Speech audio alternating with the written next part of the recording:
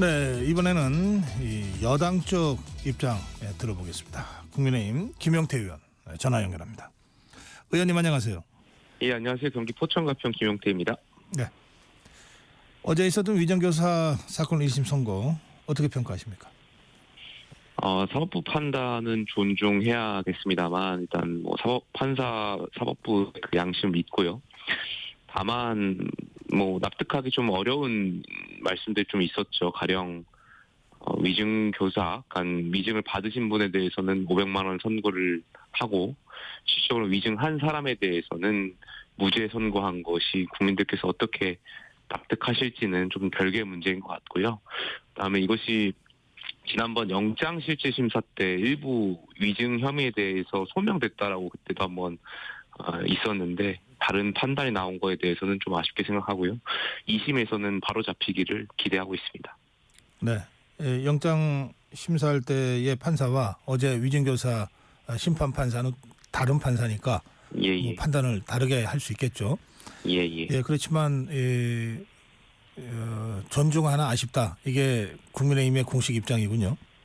아무래도 사법부의 판단이 있을 때는 엄격한 증거 위주로 판단하기 때문에 위증 혐의를 입증할 만한 위증 혐의를 입증할 만한 그런 증거라든지 단서라든지 이런 것들을 2심 때는 더 검찰이 준비를 해서 또 다른 판단을 받아봐야 될 것 같습니다. 검찰의 준비가 좀 부족했다고 보십니까? 아니면은 지금 상황으로서는 사법부를 존중해야 되는 건 당연한 것이고 네. 그렇다면 이것이 무죄가 나왔다라는 이유는 결국에는 이것을 증명할 때 그 과정이 법관으로 하여금 좀 부족한 부분이 있었지 않았을까에 대한 생각이 있고요. 그런 것을 다르게 생각해 보자면 결국엔 수사기관이 검찰에서 2심에서의 어떤 증거 이런 걸 준비를 잘해야 된다라고 바꿔서 말씀드릴 수 있을 것 같습니다. 예. 무죄 선고 직후에 이재명 대표는 죽이고 밟는 정치보다 살리는 정치하자 이런 메시지를 냈는데 어떻게 들으셨습니까? 이재명 대표야 누누이 지난번부터 먹사니즘인가요? 민생을 우선하겠다고 하지만 정작 본인을 향한 그런 재판이라든지 이런 것에 있어서는 어떤 정부를 비판하는 집회에도 참석하고 말과 행동이 계속 다른 것 같아요. 본인께서 어제 판단에 있어서 사람을 살리는 정치를 말씀하셨지만 그동안 본인이 야당 대표로서 해왔던 것은 정반대의 길 아니었던가 생각이 들고요. 이제는 이재명 대표의 그런 메시지에 속는 국민들도 없을 거라고 생각합니다. 예, 조금 전에 김병주 더불어민주당 최고위원과 대담을 했는데요. 이번 주말 장애 집회를 한다고 그러고요. 그리고 지금까지는 시민단체들의 탄핵 주장이나 이런 주장과 조금 구별하기 위한 노력이 있었는데 이제는 시민단체와도 함께 하겠다.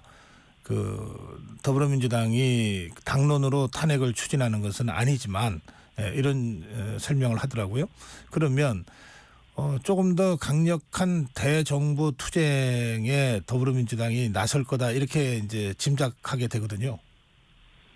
예, 야당이니까요. 야당은 정부의 어떤 방향이나 기조에 대해서 비판적인 스탠스를 취해오는 것이 우리 정치 구조상의 야당의 어떤 그런 위치라든지 역할이 있으니까 그러한 역할을 할 수 있을 텐데 네. 다만 지금 민주당이 주말간 계속 보여준 것은 그런 정부의 방향을 비판하거나 또 대한민국 국민과 국가를 위해서 올바른 그런 비판을 목소리를 냈는가 하고는 또 다른 문제라고 또 달리 생각해봐야 할 문제라고 생각합니다. 왜냐하면 말씀하셨던 것처럼 이제 민주당이 탄핵이 당론은 아니라고 하지만 일부 의원께서 국회에서 이런 대통령 탄핵과 관련된 연대의 그런 단체를 발대한 행사도 했던 걸로 제가 기억을 하고요. 또 몇몇 민주당의 지도급 인사들이 탄핵이라는 말을 오래전부터 서슴지 않게 해왔습니다. 그러면 우리가 지난 박근혜 정부 때도 경험했었고 두 번의 이제 탄핵 소추를 경험했었는데 이게 결과적으로 어떻게 됐든 국민들한테 다 피해가 오는 겁니다. 그리고 우리 정치가 너무 혼란스러워지고 이렇게 위기가 초래되는데 과연 야당이 지금 또다시 그러한 탄핵 열차에 몸을 실으려고 하는 것이 정말 국민을 위한 것인가에 대해서는 일반 국민들께서도 민주당이 너무 과한 것이다라고 평가하실 것 같고요. 물론 민주당 입장에서 윤석열 정부를 비판하고 다른 가치와 정책을 내세우는 거에 있어서는 저는 야당의 입장이기 때문에 그럴 수 있다라고 생각이 되는데 정부를 향해서 너무 권력 집약적인 그런 반정부 투쟁에서는 나서지 말아달라는 말씀을 드리고 싶습니다. 전국 흐름이 좀 바뀌게 될까요?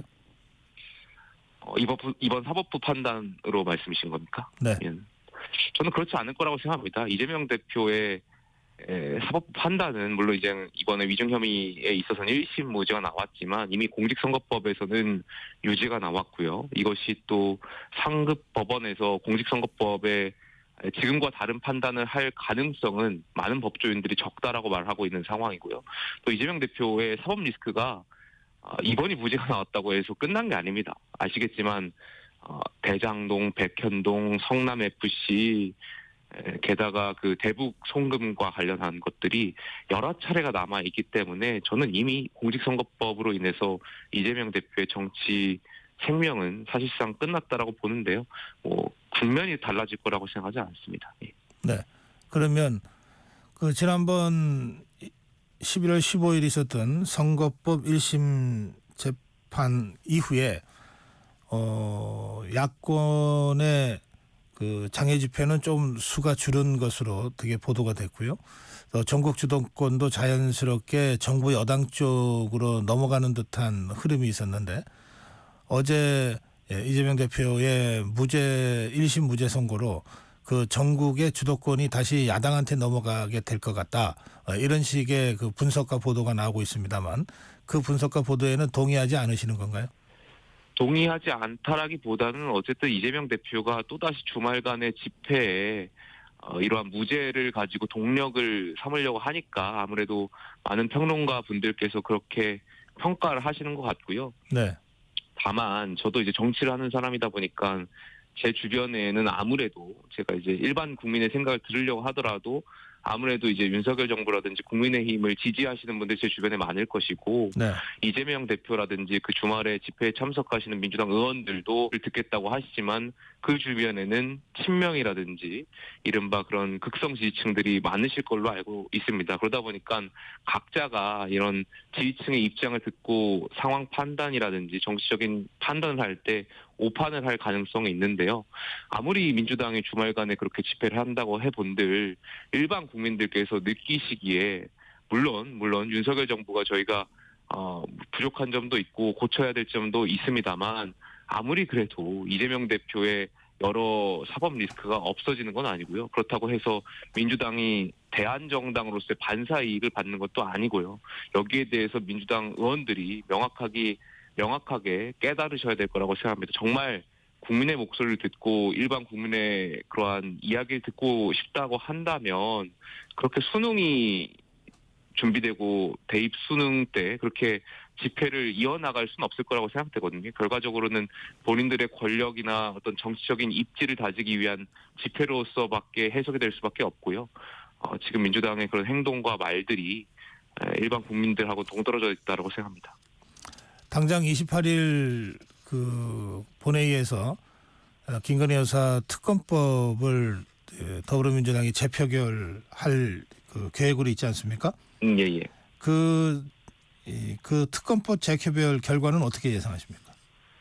저는 부결될 거라고 예상합니다. 이것이 그러니까 민주당에서 말하는 국민 상식, 국민 눈높이하고는 다른 문제라고 생각해요. 왜냐하면 여사 특검과 관련해서는 이제는 그런 공정의 잣대라기보다는 정치권에서는 진영 논리적인 성격이 굉장히 강해졌습니다.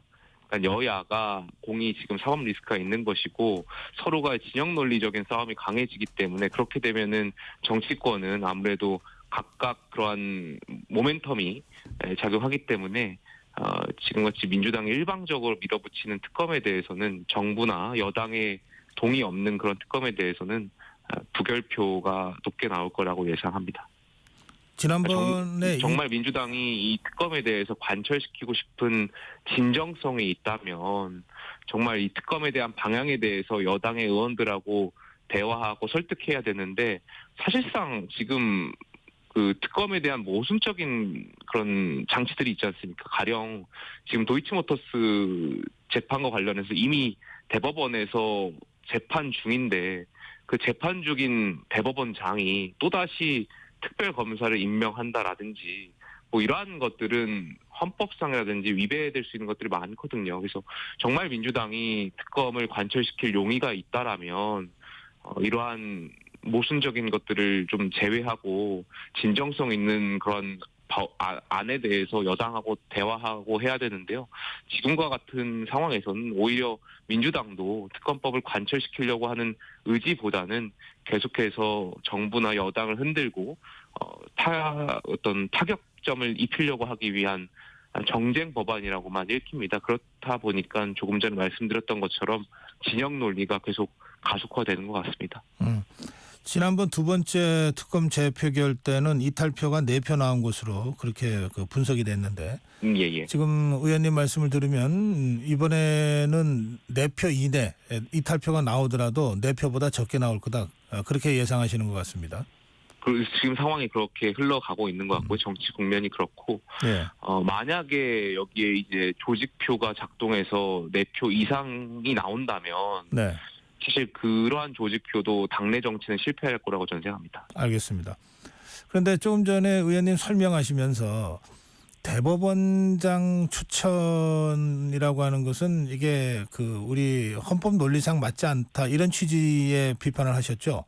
그러니까 뭐 이게 사안마다 다른데요. 네. 뭐 대법원장의 추천이 일견 필요할 때도 있고 공정할 때도 있지만 지금 같은 케이스는 이 관련 사건이 대법원에서 판단 중이기 때문에 네. 굉장히 특수한 상황이고 그런 상황에서 대법원장이 다시 특별검사를 임명하는 것은 수사와 판단을 동시에 사법부가 하는 것으로 비춰질 수가 있기 때문에 이거는 헌법상 좀 모순점이 있지 않나에 대한 의문을 좀 말씀드렸습니다. 네, 알겠습니다. 자, 그리고요. 다른 정치 현안도 좀 짚어봐야 되겠습니다.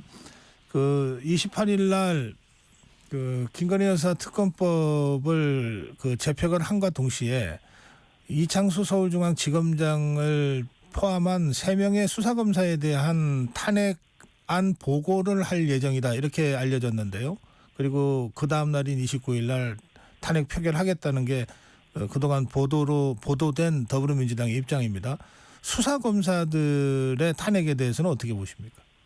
못하지 않을까요? 저는 민주당이 설마 또 수사검사에 대한 탄핵 소추를 발의할까에 대한 것에는 전 못할 거라고 생각합니다. 왜냐하면 네.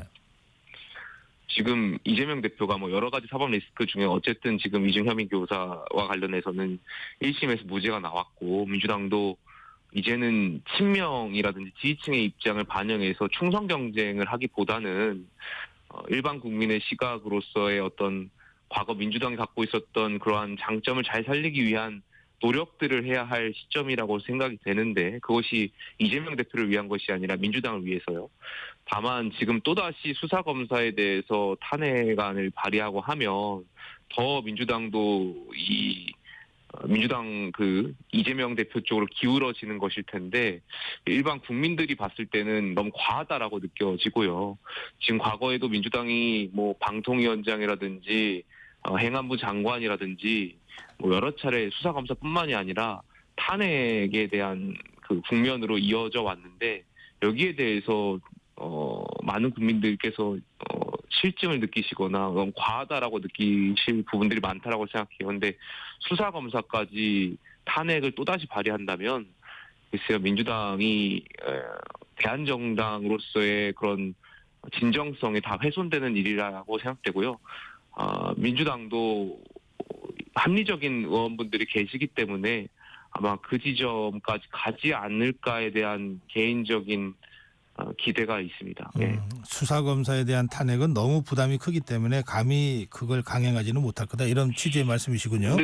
또 모르겠습니다. 지금 민주당이 이재명 대표 그 사법 리스크, 그러니까 공직선거법 유죄 판단 이후에 계속해서 최고위원들과 친명 의원들이 충성 경쟁하는 거 아니겠습니까? 어제는 그 이재명 대표 위증교사 혐의 1심 무죄를 받고 몇몇 의원들이 뭐 울었다 뭐 해가지고 이른바 기자들 사이에서 그런 통문으로 그런 글들이 돌던데.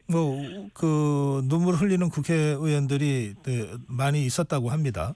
그 눈물을 흘리는 국회의원들의 그런 의미를 제가 방송에서 폄훼하고 싶지는 않지만 그 국민 정서라든지 국민의 객관적인 시각과 좀 많이 동떨어져 있는 거 아니겠습니까? 그 눈물이 어떤 눈물인지 결국에는 충성 경쟁에 대한 눈물 아니겠습니까? 이재명 대표한테 잘 보이려고 결국에 이재명 대표가 그런 걸 또 하려고 공천을 하셨겠지만 그러다 보니까 지금 상황이 민주당도 그러니까 이재명 대표를 위해서 충성 경쟁을 한다라고 보진 않고요. 이재명 대표의 그런 팬심을 이재명 대표가 사실상 정치 생명이 끝나는 것이 가시화됐을 때 그 팬덤을 이용하기 위해서 지금 충성 경쟁하는 거라고 보여지는데 그 빈자리를 메꾸기 위해서 그 이른바 포스터 이재명을 염두에 둔 행동들이다 이런 말씀이시죠? 지금 친명들이 그렇게 보여지. 왜냐하면 사실 이재명 대표를 위한다거나 정말 이재명 대표와 동화돼서 하는 의원들이 계시다면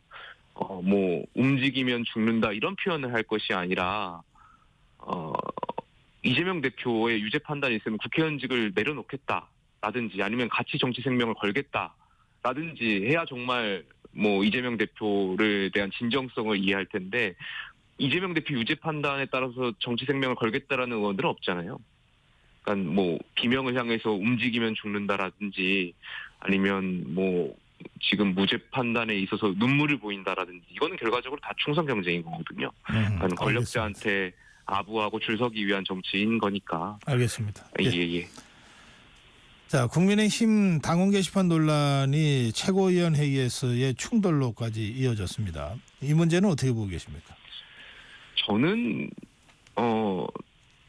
사실 이 발언을 한마디 하면 언론이라든지 이제 지지층에서 친윤이냐 친한이냐 이렇게 규정을 하시기 때문에 제가 발언이 굉장히 좀 조심스러운데요. 그럼에도 불구하고 그냥 객관적인 시각에서 보자면 대표께서 이를 키우시는 거 아닌가에 대한 아쉬움이 있어요. 저는 여기에 대해서 의혹이 여러 가지가 있고 한다면 한동훈 대표답게 여기에 대해서 입장을 말씀하시고 넘어가면은 됐을 일이라고 생각하는데 이게 이제 의혹들이 점점 양산되고 여기에 대한 가족들이 했는지 안 했는지에 대한 입장이 없으시다 보니까 오히려 대표께서 이러한 그런 위기를 초래하시는 거 아닌가에 대한 아쉬움이 있어요. 그래서 지금이라도 여기에 대해서 의혹에 대해서 대표께서 그냥 말씀하시고 넘어가면 또 해명할 일이 있으면 해명하고 또 만약에 사과해야 할 일들이 있으면 대표 리더로서 지도자로서의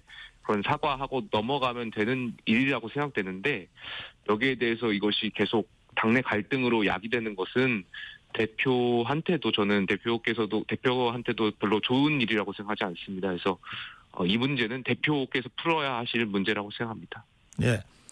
한동훈 대표가 어제 최고위원회의를 마치고 기자들과 한 15분간 이른바 백브리핑 형식의 대화를 했는데요. 그 대화에서 나온 얘기는 중요한 게 두 대목이 있는 것 같습니다. 첫 번째 부분은 뭐냐면 이게 익명 게시판이다. 익명 게시판에서 대통령 욕할 수 있고 당대표 욕할 수 있는 것 아니냐. 왜 이런 거를 조사하라고 그러냐. 이게 민주주의 원리에 안 맞는 것 아니냐라고 하는 부분에 어떤 한동훈 대표의 주장과 생각이었거든요. 그 점은 의원님은 어떻게 보시는지요? 뭐 대표의 생각은 당연히 존중해야죠. 다만 저는 이렇게 생각하는데요. 국민의힘 당원 게시판이 일반 아고라 같은 곳이 아닙니다. 여기는 정당의 게시판이고요. 정당은 이익단체라든지 친목회가 아닙니다. 저희가 어떤 정치적 이념과 가치를 가지고 정권 획득을 하기 위한 목표가 있는 곳이 정당이고요. 그런 정당의 게시판에서 건전한 비판이 있을 수 있죠. 건강한 비판, 사실에 대한 비판이 있을 수 있죠. 하지만 조롱이나 지도자라든지 여당의 어떤 그런 의원들을 향해서 희화하거나 이러한 것은 정당 게시판에서 익명성이라는 이름으로는 합리화하기는 조금 다른 부분이 있지 않나 저는 개인적으로 생각합니다. 그러니까 정당이 갖고 있는 특수성을 이해해야 될 필요가 있다고 생각되고요. 여기에 대해서는 보다 필요한 그런 감사라든지 조사라든지 이런 게 필요하지 않나 생각합니다. 예. 그런가 하면 또 다른 부분은 이런 대목인데요. 일테면 한동훈 대표는 본인은 이 당원 게시판에 글을 올릴 권한을 부여받지 못했다고 지금 설명하고 있거든요. 당에서. 예. 그렇다면 한동훈 대표는 직접 글을 쓰지 않았을 거라고 이제 우리가 전제를 하고, 그래서 한동훈 대표가 뭐라고 그러냐면 내 가족들 이름으로 돼 있는 글들을 보니까 이건 가족들이 썼다 안 썼다는 거는 아직 확인이 안 됐습니다. 예. 내 가족들 명 이름으로 그 올라와 있는 글들을 보니까 뭐 사설을 이렇게 연계시켰다든지 뭐 신문 기사를 링크했다든지 뭐 크게 문제가 될 무슨 아주 심각한 글들은 없는 것 같던데라고 하는 대목도 있거든요. 예. 그래서 이 대목에 대한 한동훈 대표의 설명을 보면서 이게 가족이 한 게 맞나?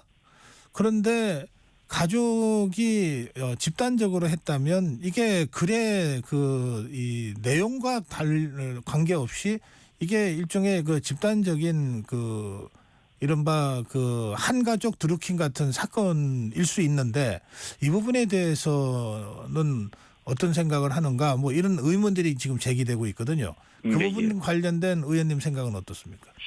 제가 이제 이 KBS의 공영방송에 나와서 저희 대표를 또 이렇게 말씀을 하면은 대표 당연히 저희 여당 대표니까 존중받아야 되는데 네. 다만 당원들이 궁금한 지점이 바로 그 앵커께서 지적해 주셨던 그 지점인 것 같아요. 그러니까 네. 대표의 가족분들이 글을 올렸는지 아닌지에 대한 궁금증이 있는 것이고 일반 상식적으로 봤을 때는 일반 가족과의 그런 모르겠습니다. 이게 사생활적인 측면이 있어서 제가 말씀드리기가 조심스럽지만 그래도 일반적인 생각에서 말씀드리면 얼마든지 가족한테 이 사실 여부를 확인해서 당원들께 그 사실 여부를 말씀드리고 넘어가면은 될 일이라고 생각합니다. 근데 여기에 대해서 뭔가 확실한 답을 주시지 않고 계속 이러한 다른 답변을 주신다면 이것이 저는 대표한테도 지금 지도부한테도 결코 좋지 않은 일이라고 생각해요. 계속해서 어쨌든 정치라는 것이 조금이라도 빈틈이 보이면 흔들려고 하고 그 빈틈을 벌리려고 하는 것이 정치의 한 특징 아니겠습니까? 그럼 지금과 같은 구도에서 대표께서 여기에 대한 명확한 답을 주시지 않으면 또다시 그러한 빈틈을 벌리려고 하는 그런 정치적인 행위들이 있을 텐데 여당 내에서 그러니까 이러한 것들에 대해서는 대표께서 깔끔하게 말씀 주시고 넘어갈 수 있는 일이라고 생각합니다. 그래서 지금이라도 대표께서 많은 당원들이 궁금해하시는 내용들을 명확히 답을 주시고 또 뭐 정말 저는 의혹이 아직까지 뭐 밝혀진 바가 없기 때문에 제가 뭐 의혹을 가정해서 말씀드릴 수는 없고요. 네. 다만 여기에 대한 입장을 말씀 주시면 정치적으로 지도자로서의 그러한 역할이라고 생각합니다. 예, 알겠습니다. 어제 한동훈 대표도 이 당 대표를 흔들고 끌어내리겠다는 것이다 이러면서 상당히 강한 이런 의혹 제기나 의혹 제기 자체에 대해서 강한 비판을 했거든요. 근데 이제 그 부분에 대해서 우리 김영태 의원은 그렇기 때문에 한동훈 대표가 좀 더 이 문제에 대해서 적극적으로 당원이 궁금해하고 국민이 궁금해하는 것에 대한 입장을 빨리 정리를 해주면 좋겠다. 이런 취지의 말씀을 하신 거네요. 제가 한마디만 더 붙여도 되겠습니까? 예, 그러시죠. 저희가 대통령을 향해서 여러 건강한 비판들 많이 합니다. 가령 소통을 늘렸으면 좋겠다. 국민의 눈높이에 맞췄으면 좋겠다. 그래서 대통령께서 거기에 또 수긍하시고 기자회견이라든지 뭐 여러 가지 언론 간담회를 해오셨던 거 아니겠습니까? 네. 여기에 대해서 대표께서도 이제 대통령께 이제 건강한 비판들 많이 해오셨는데 많은 또 의원들과 당원분들이 같은 잣대로 대표한테도 요구하고 있는 거라고 생각합니다. 여기에 대한 소통에 대한 측면이 대표께도 분명히 필요한 점이 있을 거라고 생각되고요. 저는 한동훈 대표께서 지혜로우신 분이니까 지혜롭게 해결하실 거라고 생각합니다. 예, 알겠습니다. 명태균 이 녹취록이 계속 추가 폭로되고 있습니다. 그 명태균 씨 녹취록에 나오는 인물들을 보면 뭐 오세훈 시장 이름도 나오고 또 홍준표 시장 이름도 나오고 뭐 어제 그저께는 조은희 의원 이름도 나오고 그러는데요. 지금 명태균 씨는 지금 구속된 상태입니다만 이 더불어민주당이 이른바 뭐 언론에서 그렇게 봅니다. 이 살라미 전술 명태균 씨 녹취록을 얼마나 갖고 있는지는 모르겠는데 그걸 하나하나 이렇게 폭로하는 형식으로 해서 전국 주도권을 계속 행사하려고 하고 있다라고 하는 분석도 나오고 있는 상황입니다. 명태균 씨 사태와 관련해서는 의원님 어떻게 생각하시는지요? 글쎄 뭐 명태균 씨 의혹이 뭐 여러 가지 많은 것들이 한 번에 나오다 보니까 저도 여당의 일원으로서 헷갈리는 부분들이 너무 많아서요. 이거는 네. 검찰의 수사로서 이제는 입증할 수밖에 없는 상황 아닌가 개인적인 생각이 들고요. 너무 명태균 씨에 대한 그 일방적인 주장과 또 그 명태균 씨와 함께 일을 하셨던 그런 분들의 일방적 주장에만 저희가 너무 흔들리는 거 아닌가? 언론이라든지 여당이나 야당이나 마찬가지죠. 이런 의혹들이 있다 보니까 조금 시간을 갖고 차분하게 검찰 수사를 지켜봐야 될 부분이 있지 않을까 생각이 듭니다. 이게 어디까지가 사실이고 어디까지가 흘러갈지가 짐작되지가 않기 때문에 제가 뭐 이렇게 말씀드리기가 좀 어려운 측면이 있는 것 같습니다. 예, 알겠습니다. 네, 지금 이 대통령실은 지난번에 윤석열 대통령의 기자회견 이후에 그 윤석열 대통령의 기자회견에서도 이 대통령실과 정부의 쇄신 준비를 하고 있다는 취지의 발언을 한 적이 있지 않습니까? 예. 그래서 최근에 보면은 여러 언론들이 뭐 하마평을 얘기하기도 하고 또 그 대통령실 개편이나 개각과 관련된 시점 보도를 하기도 하고 그렇습니다. 예. 자, 어떤 형태로든 대통령실 개편과 개각은 있을 것 같아요. 중폭이든 대폭이든. 예. 언젠지는 뭐 모르겠습니다만, 자, 이런 그 쇄신 준비를 하고 있는 범여권의 입장에서는 어떤 방향으로 가야 된다고 의원님 말씀하시고 싶으십니까? 예, 짧게 마무리 말씀으로 예. 듣겠습니다. 지금 윤석열 정부가 임기의 반환점을 돌았고요. 저희가 윤석열 정부가 추진하려고 하는 4대 개혁 과제들 뭐 있습니다. 이런 것들을 후반부에도 동력을 갖고 추진해 나가기 위해서 적합한 분이 필요한 것 같고요. 두 번째로는 총리 후보자 같은 경우, 뭐 총리도 이제 하마평에 오르시다 보니까 결국은 야당의 그 동의를 받을 수 있는 분이 필요합니다. 그렇기 때문에 협치하실 수 있는 분이 저는 필요하다라고 생각합니다. 4대 개혁을 강력하게 추진할 수 있는 사람, 그리고 협치할 수 있는 사람으로 좀 진영이 짜여졌으면 좋겠다. 이런 말씀이시군요. 그렇습니다. 오늘 말씀 잘 들었습니다. 예, 감사합니다. 네, 국민의힘 김용태 의원이었습니다.